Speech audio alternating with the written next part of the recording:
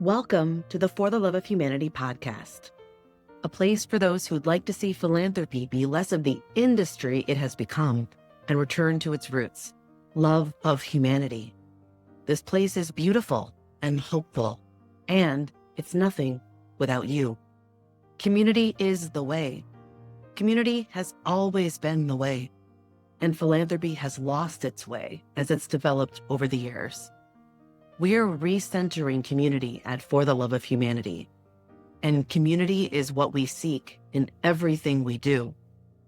Friends, to love and care for our fellow human beings is one of the most human things we can do. Let's get back to the roots of what it means to be human. Let's return to true philanthropy together.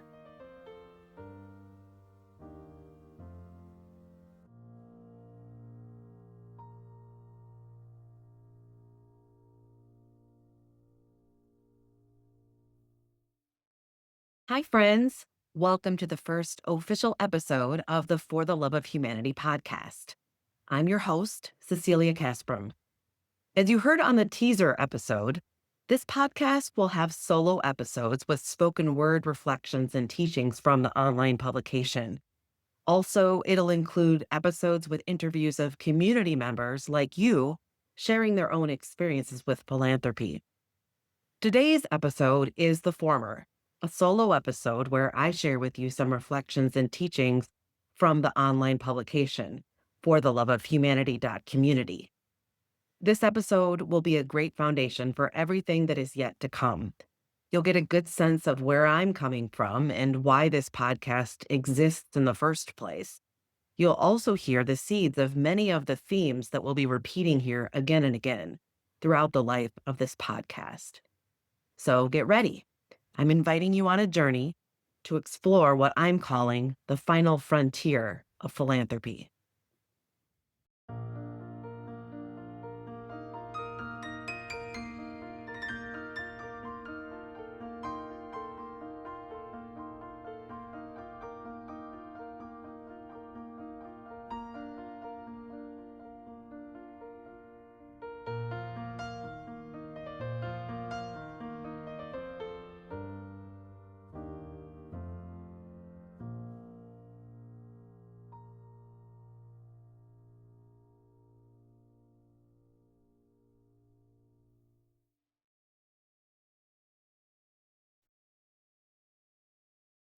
Over the millennia of humanity, we've taken our essential human impulses to help our communities and form them into organizations and careers and skill sets and ways to feed our loved ones.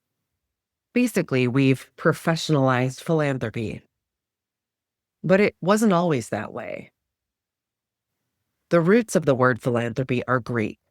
Philos, meaning love, think Philadelphia, the city of brotherly love, and anthropos, meaning humanity, think anthropology or the scientific study of humanity. And as I like to say, though, philanthropy is one of the most human things a human can do, right? It's so basic. It wasn't a career. It wasn't a profession in the very beginning. Philanthropy used to just be a way of life for everyone living together in community, as essential as breathing. Let me be clear here. I'm not saying professionalizing philanthropy is a bad thing on its own. People being able to support themselves and their loved ones and communities by dedicating their daily work to bettering their communities, hey, we love to see it. I am saying that professionalizing philanthropy has led to a widening gap between our deepest, most essential needs as human beings and the ways we attempt to meet them. In other words, we're attempting to meet our deepest human needs in a way that is not only not meeting the needs, but that is actively harming many of us. Just one example of this is the idea of charity that we've adopted. With that whole idea of charity, we've completely lost any real sense of solidarity among us. And that creates a real wound in our hearts and in our beings.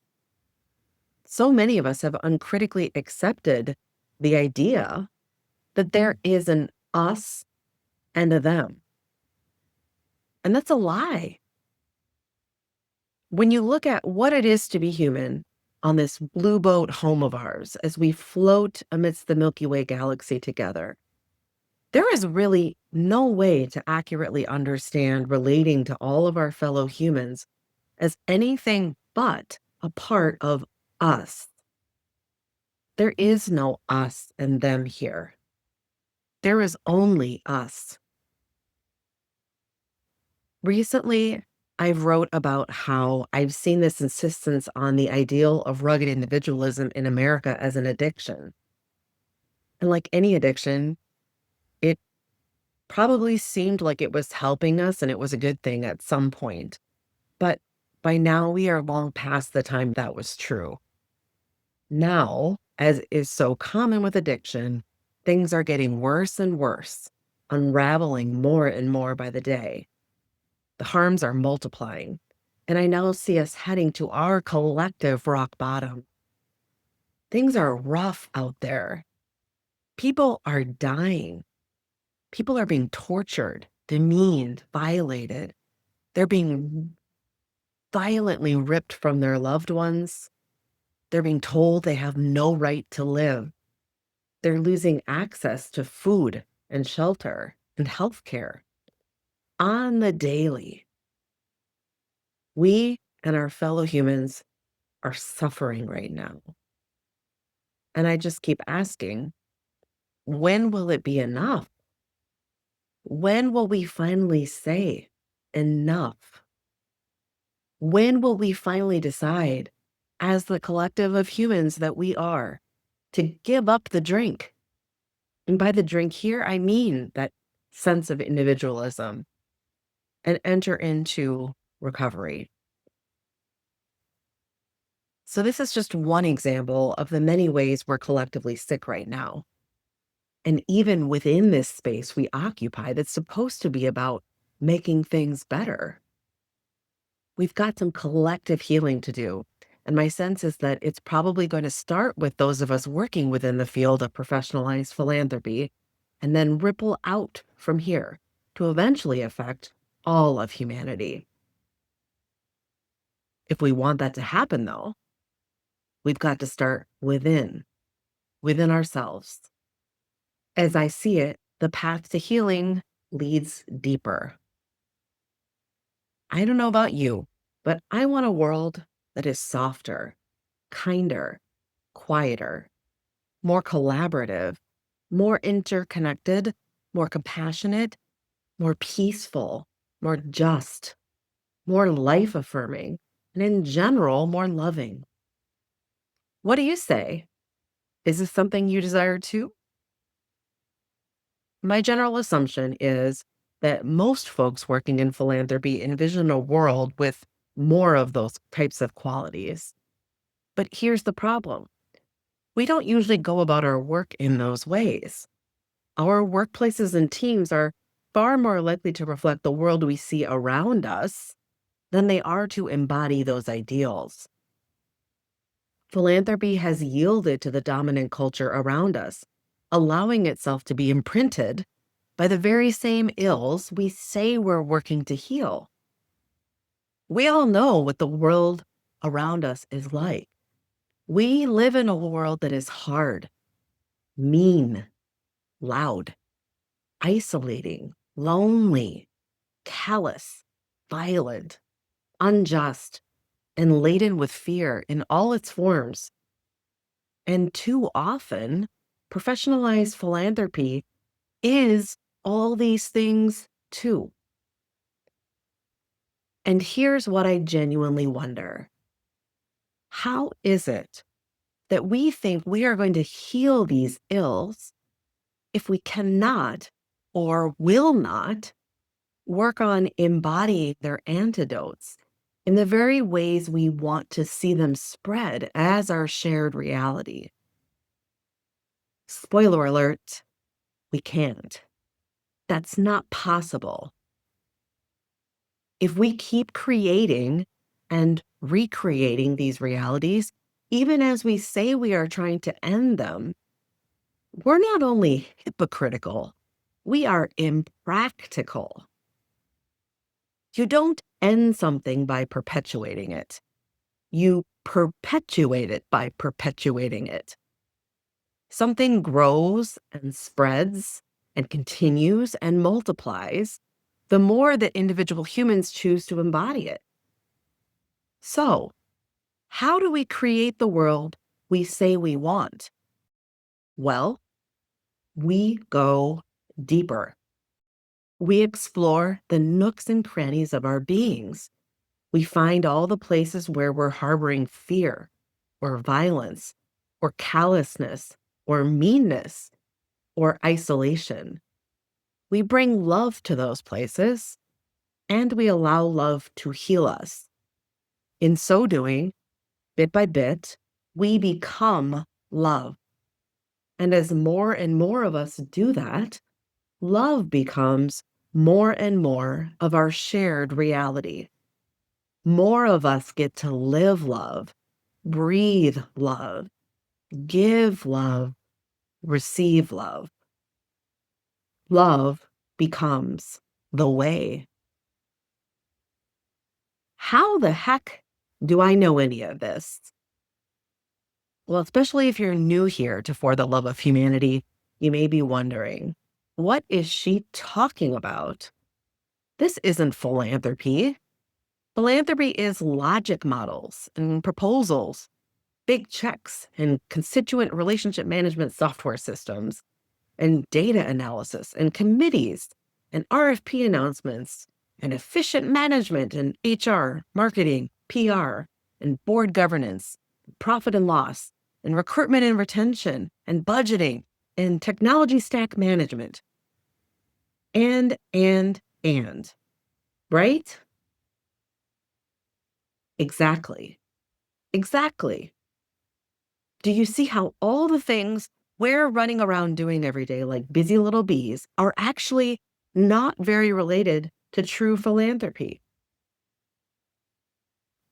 I was ordained a mystical priest before I became a professional fundraiser, and I prioritized my spiritual development long before I started learning about development as a means to raise funds for mission based work. This focus on spiritual development and growth is absolutely core to who I am, and it is core to who I've always been as a fundraiser. Yet I never explicitly talked about that in my work, and I certainly never wrote about it publicly before For the Love of Humanity. To be clear, it wasn't a secret. Many who know me knew this about me already, though most people who knew me professionally didn't. Yet, I would often hear some version of this feedback from people, often in professional settings. You have such good energy, or there's just something about you, something special, or I just really like to be around you. I always gain so much just by being with you. When I've heard things like this, I've smiled because I've known exactly why they were experiencing what they were experiencing, but they didn't have all the information to know exactly why. And I didn't offer it because it seemed like that was something to keep apart from my professional life. Well, no more. And it took a life-threatening disease to bring me here. From September 2022 through spring of 2024, I had what I've somewhat jokingly called an unplanned sabbatical as I walked the long and winding, difficult journey of a breast cancer diagnosis and then the necessary course of treatments, which included multiple surgeries, chemotherapy, radiation therapy, and more. There's nothing like a disease that brings you face to face with your mortality to make you reevaluate your life, yeah? And reevaluate I did. One of the things I reflected a lot on during that long needed time away from professional life that had often been consuming, overwhelming, and difficult. Believe me, I got to burn out more than once. Is that I'd been going about my work to grow a better philanthropy all wrong. I'd been struggling against, fighting to change, trying to dismantle a well established system that, like all systems, is built to function a certain way and generally operates like machinery, with the occasional tune up to forestall a blatant breakdown. But like most machines, this system is built to keep on working in the manner in which it was created. Systems are huge. Systems are, by definition, more than human. They are the ways in which humans endeavor to collaborate with each other to create a means to accomplish things bigger than just one or two could alone. Systems have so much potential to be powerful forces for good, yet systems so often become powerful forces for maintaining a status quo that is actively harmful to many of the human beings within them. The professionalized field of philanthropy, and by that I include all work in fundraising and nonprofits, is an example of this happening. At scale, this field is now largely dehumanizing rather than humanizing. This may come as a shock to some, I realize that, given the public image of this field is all about doing good and helping people. But here's why this has become true.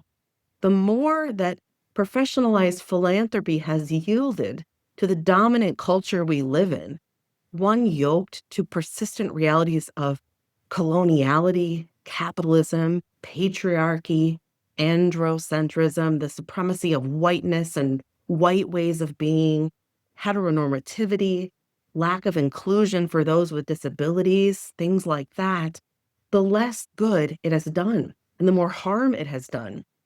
Quite a lot of harm, I'm pained to say. So, what have we been missing? Our perspective has been off.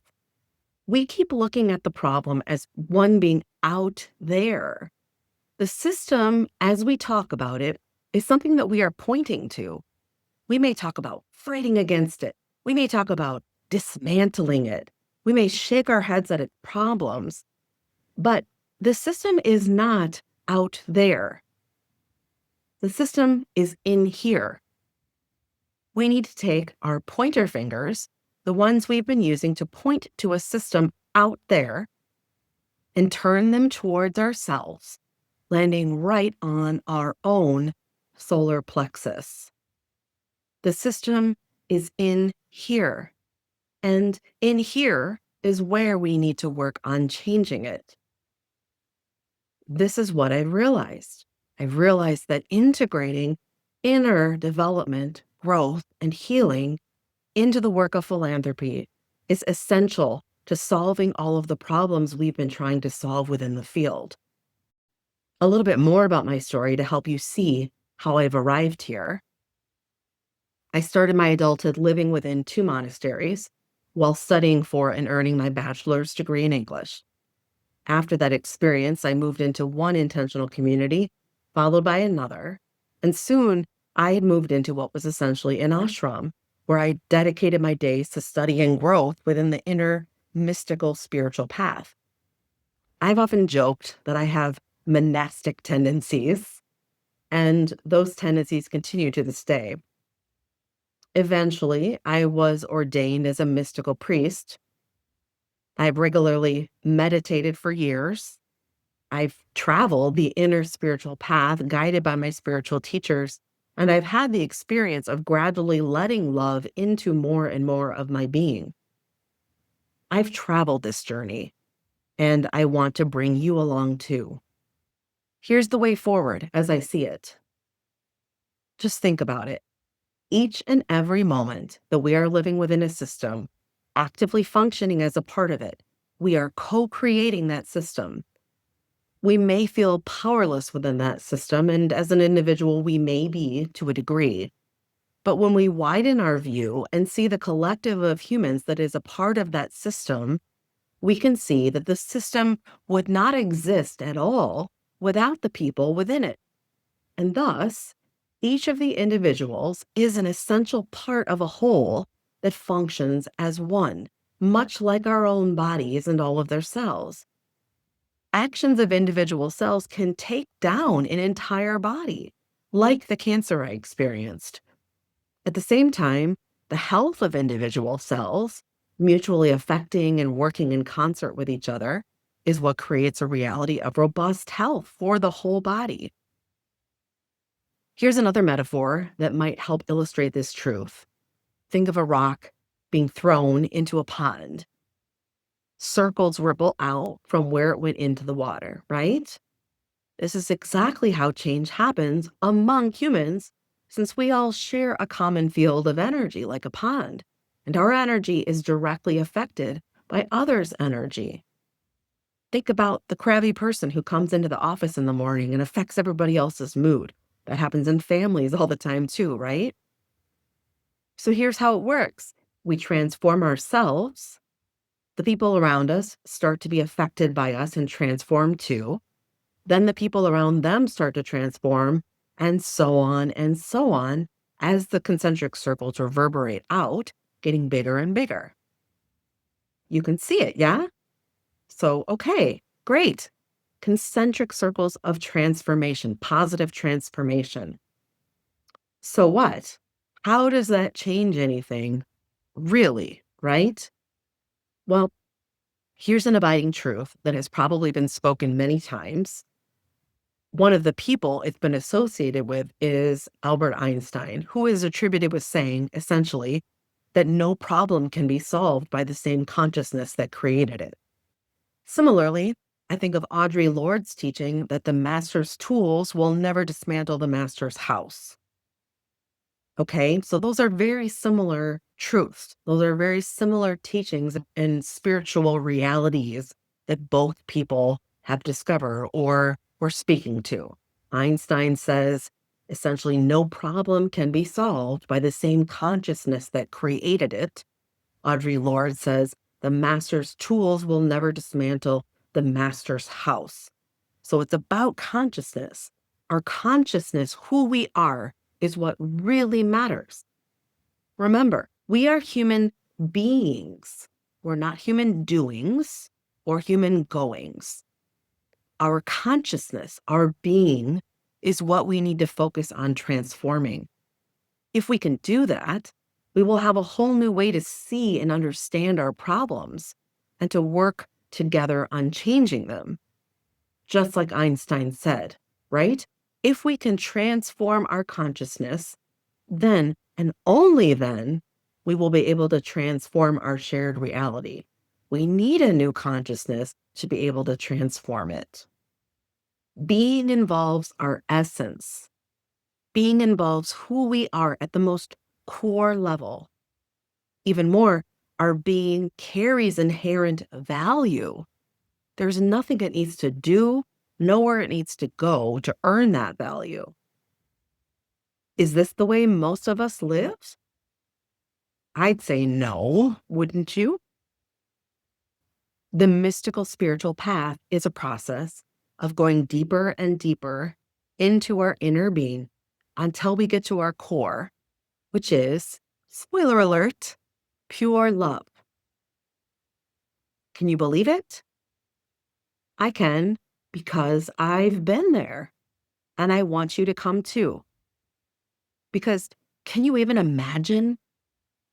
Can you even imagine how different this world would be? How different all of its systems would be if they were being created by human beings who were fully conscious of their true selves, people who were fully attuned to love. Wow. What a revelation. What a revolution. So are you ready? Are you ready for an entirely different philanthropy, which will create an entirely different world than what we have today? Something more whole, something more human, something more loving. We can find a better way forward together.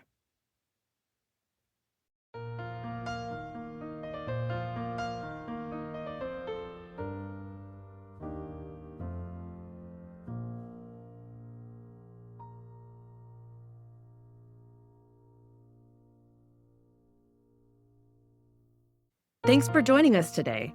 Hopefully, you're left with some inspiration, some things to ponder, some topics that will spur further conversation between you and your friends and colleagues. If you'd like to engage in this conversation with the For the Love of Humanity podcast community, you can leave a message by texting or calling 1-612-440-4819. That's 1-612-440-4819. Be sure to indicate whether you're cool with your thoughts being shared on the air. Then, want to help us spread the word? Don't forget to follow and rate and review the pod wherever you get your podcasts. That'll help more people find us and help our community grow. Finally, visit the online community at fortheloveofhumanity.community and be sure to subscribe when you're there. Bye for now, friends.